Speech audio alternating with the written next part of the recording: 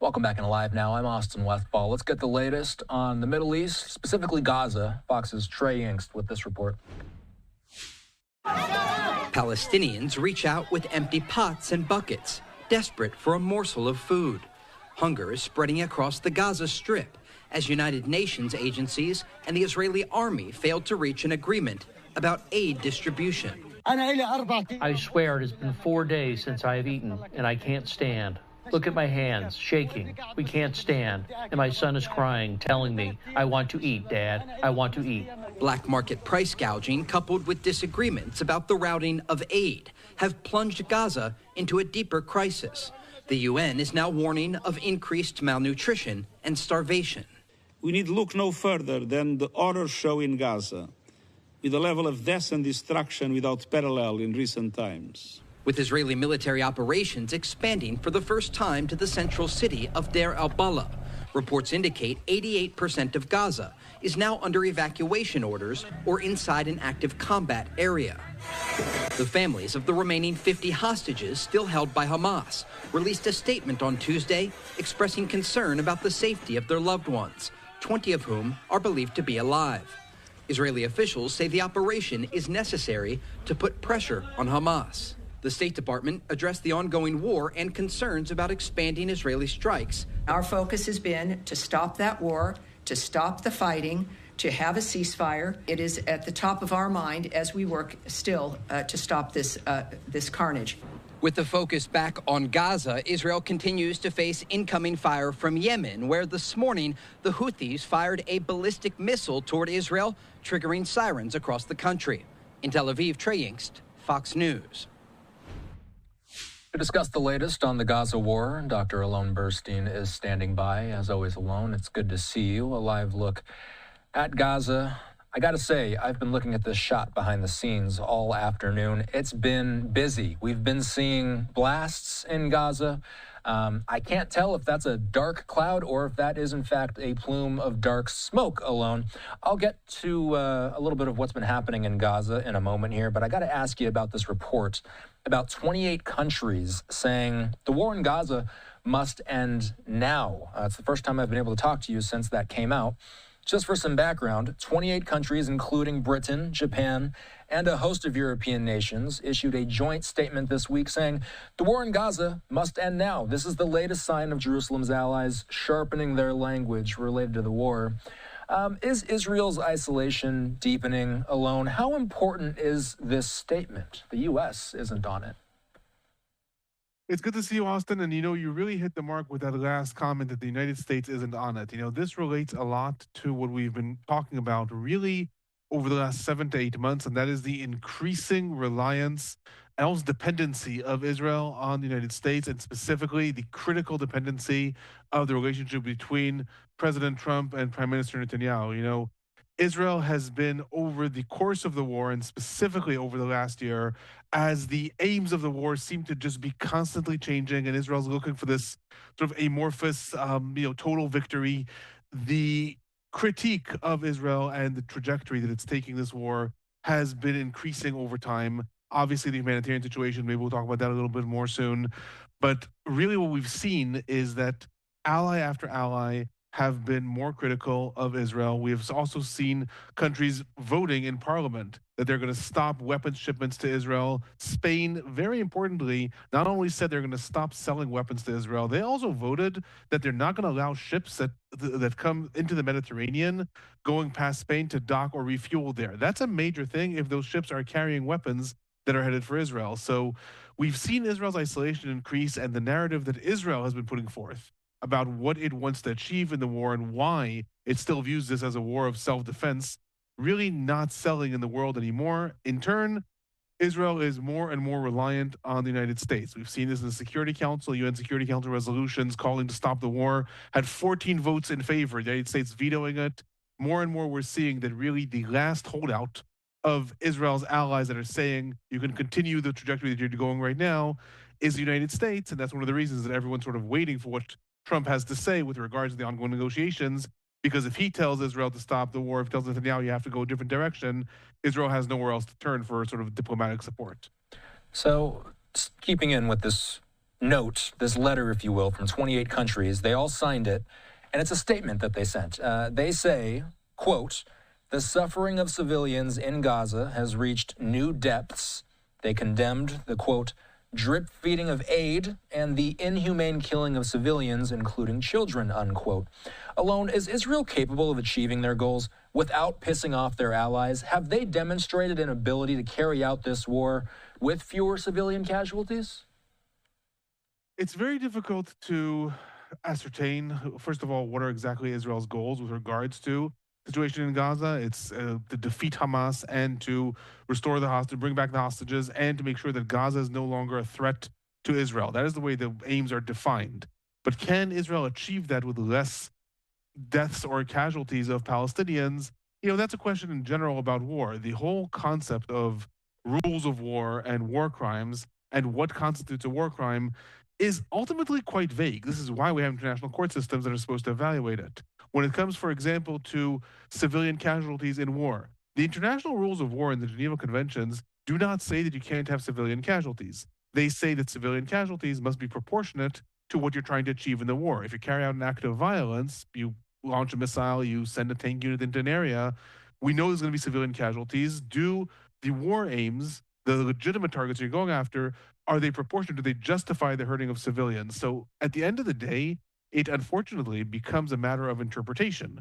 Israel says, well, it's trying to minimize civilian casualties, and every time there is one of these incidents where a missile is launched at, for example, a center housing internally displaced people, Israel says it took all necessary measures to minimize casualties. That's what international law requires you to do. Most of the world is being more critical and saying, no, you're not doing enough. You could be doing a lot more. That's when we've seen the International Criminal Court leveling arrest warrants against Prime Minister Netanyahu and former Defense Minister Yoav Gallant, and there's probably other secret arrest warrants also, because the world is being more critical of this. But really, that's in terms of civilian casualties. The other element within the war is the question of humanitarian aid, and that is a separate issue almost. There's the issue of casualties as a result of active fighting. Then there's the issue of allowing aid, which is we call the generic thing humanitarian aid. What that really means in essence is food, water, medical supplies, and shelter. It's a cluster of 4 things, and typically also fuel to run generators, but that's sometimes held separately. The issue of humanitarian aid into the Gaza Strip has really been one of the key facets in the war. Israel has gone through different phases of allowing a small amount of humanitarian aid in, then being compelled, so to speak, by the United States to allow a plethora of aid in, then again stopping all aid. Now we have the Gaza Humanitarian Foundation. But that is almost running in parallel to the increasing casualty list is the question of hunger within the Gaza Strip. The Gaza Strip is besieged on all sides by Israel, even the border with Egypt now Israel controls. And that is where the major critique from the world is coming in, saying even if you cannot avoid casualties in war, you don't need to stop food from coming in. Israel obviously saying, yes, but if food comes in, Hamas steals it and uses it to continue to fund its war aims and its terrorist activity. So therefore, they want to stop the aid from coming in.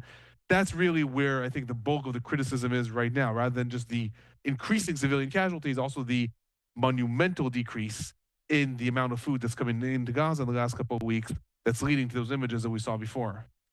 So, speaking of some of the live images alone, as I alluded to at the top, it's been active in Gaza. I mean, just on this one camera, we've seen military activity throughout the day, and this is just looking at one little teeny piece of Gaza. What has the IDF been up to recently? So there's really 3 different arenas that are going on in the Gaza Strip right now. One of them is in the northern parts of the Gaza Strip. In the northern parts of the Gaza Strip, the IDF has been increasing its pressure on the different areas surrounding Gaza City. And really the aim of the IDF is to sort of besiege the more western parts of Gaza City. If you want to turn the map onto me, I'll show where that is on the map here. Its aims are really to continue to move in from Beit Lahia and Beit Hanun and Jabalia refugee camp over here, really moving more and more towards this area on the coast. The IDF has not entered that area in the recent round of fighting. Some people estimate that possibly the military thinks that there might be hostages kept there. Others think it's for different reasons. But really, the IDF is moving more and more and bombing this area of Zaytun and this area of Gaza City. Then there's the southern parts of the Gaza Strip. The southern parts of the Gaza Strip has been a lot of fighting. I think that's where that camera is that you were showing before. There's been a lot of fighting in the areas of Han Yunis as the IDF has excavated this new corridor that I mentioned the other day that the IDF has now developed called the Magen Oz corridor that really severs Han Yunis from east to west. The IDF has excavated this area here and is trying to take over this entire region over here and really to sort of cleanse it from Hamas activity the way it's done in Rafah, but that involves a lot of bombings and also a lot of destruction of buildings and tunnels and etc. But really the additional arena that started in the last couple of days, and this has not happened in the war yet, as also Trey Yang said, is the area of Deir el-Balach. There is the central city in the Gaza Strip, Deir el-Balach, and the associated refugee camps, Al Bureij, Al Nuseirat, and there's a few others, where the IDF is the only area of the Gaza Strip that the IDF has not invaded throughout the entire war. And the reason is that, according to at least most estimates, the IDF does have intelligence that suggests that most of the still living hostages are in that area. So until now, the IDF has not moved into there. All of a sudden, a couple of days ago, the IDF issued evacuation orders to the southern areas of Deir el-Balach and invaded this area over here. This caused a lot of anxiety for the family members of hostages in Israel.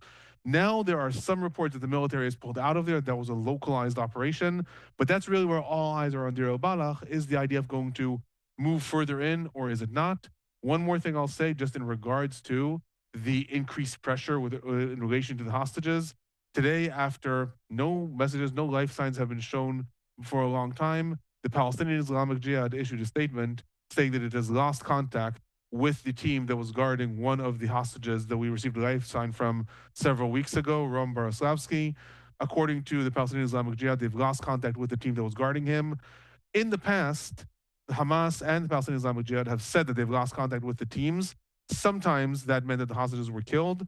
In other cases, like Idan Alexander, after he was released, he did say that in fact the area that he was in was bombed by the IDF and his guards had been killed, but he himself was not dead. So right now we don't know what the fate of Rom Baraslavsky is, but that is one of those 20 hostages that are still considered alive. Something we'll have to keep track of.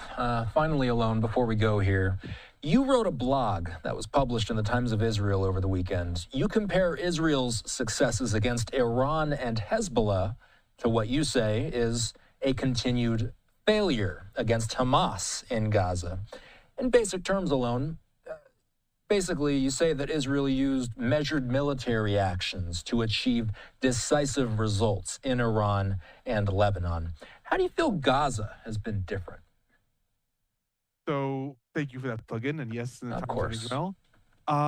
Essentially, what I'm looking at there is trying to see why we have sort of very surprising successes against Hezbollah, who was a much stronger enemy than Hamas in terms of almost all measures. It's funding, the amount of fighters, the amount of weaponry, and obviously Iran, a very strong country, as opposed to Hamas in Gaza.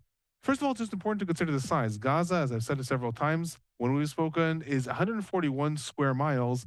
That is about the third of size of New York. Theoretically speaking, the IDF should be able to take it over and should be able to purge Hamas of it. It's managed to succeed against Hezbollah and Iran and not against Hamas and Gaza. Why? And what I looked at in that piece is what's known as Israel's war doctrine. Every country has its war doctrine. How does it fight wars? Some countries try to use intelligence. Some countries use a lot of ground forces. Israel's war doctrine has always relied on three things. And very, very big reliance on intelligence, trying to do preemptive strikes, but most importantly, keeping military campaigns short, making sure that the military has a decisive blow against the enemy, and then coming to some sort of diplomatic resolution. We saw that with Hezbollah. Hezbollah is a terrorist group. Hezbollah's vowed to destroy Israel. No one in the Middle East, and certainly not in Israel, trusts Hezbollah. But as a result of Israel's military activities against Hezbollah in Lebanon, it was able to enforce a diplomatic resolution with the Lebanese government and also bring the United States in and other regional countries. Similarly, with Iran, Israel relied very heavily on intelligence, took a preemptive strike, and then Israel did not define that it wanted to destroy all of Iran's nuclear capabilities. It didn't define it wanted to destroy all of Iran's enriched uranium. It wanted to use that in order to bring about a better deal. So again, relying on some sort of measure of diplomacy, keeping the military campaign short in order to get to some diplomatic resolution. And then I look to Gaza, and I say in Gaza, we see the combined failure of this war doctrine. We see obviously complete failure of intelligence, October 7th. Don't need to say more about how the intelligence community in Israel failed there. the preemptive strike, again, of October 7th. But mostly we see that Israel did not define military aims that can be achieved through diplomacy. The concept of destroying Hamas and then making sure Gaza is not a threat or some sort of total victory, but also saying no Palestinian Authority, no Palestinian state, no Egypt coming in, no one else. Israel hasn't really defined something that can be achieved diplomatically. And thus, we're seeing a situation where more and more people in Israel are saying, what is the point of ongoing fighting? What is the point of continuing fighting? More and more soldiers are being killed in the Gaza Strip. And where are we ending up? So what I tried to look at is, why has Israel not managed to achieve a decisive victory in Gaza against an enemy that is a lot smaller in numbers and in strength compared to Hezbollah and Iran? That's what I came up with. If the viewers feel like taking a look at that, feel free to shoot me an email or leave comments on what you think. I'm happy to hear feedback on that too. Yeah, and if you want an easy link to it, you can go to Alon's Twitter page. He has it linked right at the top, I think, last time I checked. And also, you can follow Alon and subscribe to him on his personal YouTube account. He does regular Middle East updates there as well. Always good to see you, Alon. Have a good night. Thank you. Have a good night. All right, let's hit a quick commercial break. You've been looking at live vantage points at, this is Tel Aviv, where the sun is coming up, 5:41 in the morning there in Tel Aviv. And of course, throughout the evening, we'll continue to monitor Gaza as well, just in case we see any military activity in real time.